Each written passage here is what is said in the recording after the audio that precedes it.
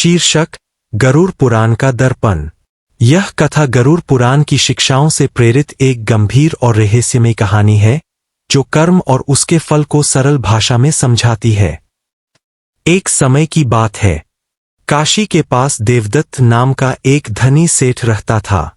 बाहर से वह बहुत धर्मात्मा दिखता था। मंदिर बनवाना, दान देना, ब्राह्मणों को भोजन कराना। लेकिन उसके मन में घोर अहंकार था। वह गरीबों को तुच्छ समझता और चोरी छिपे अन्याय से धन कमाता। लोग डर के मारे कुछ कहते नहीं थे। मृत्यु की रात।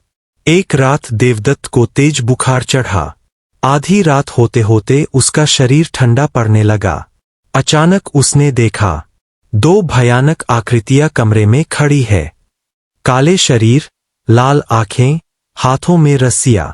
वे बोले, देवदत्त, तुम्हारा समय पूरा हुआ। देवदत्त चीख पड़ा, मैं दानी हूं, मैंने मंदिर बनवाए है। यमदूत हंसे, हम मंदिर नहीं, कर्मों का हिसाब देखते हैं। यमलोक की यात्रा। उसकी आत्मा को खींचकर ले जाया गया। रास्ता कांटों से भरा था। जहां जहां देवदत्त ने किसी का अपमान किया था, वहीं कांटे और नुकीले हो जाते। उसे प्यास लगी। सामने पानी दिखा, लेकिन जैसे ही पीने गया, वह आग बन गया। यमदूत बोले, यह वही धन है जो तूने अन्याय से कमाया था। कर्म का दर्पण। यमलोक पहुंचकर उसे एक विशाल दर्पण दिखाया गया। उसमें उसके जीवन के दृश्य चलने लगे। गरीब किसान से छीनी गई जमीन, झूठी कस्में, दिखावे का दान और मन में छुपा घमंड। देवदत्त रो पड़ा, मुझे माफ कर दो, एक मौका और दे दो। गरुड़ पुराण का सत्य।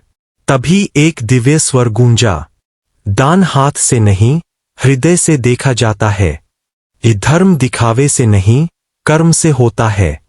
देवदत्त को अगला जन्म मिला, एक निर्धन घर में, जहां उसे वही अपमान सहना पड़ा जो उसने दूसरों को दिया था। कहानी का संदेश। गरुड़ पुराण कहता है, मृत्यु के बाद कोई रिश्ता, कोई धन साथ नहीं जाता।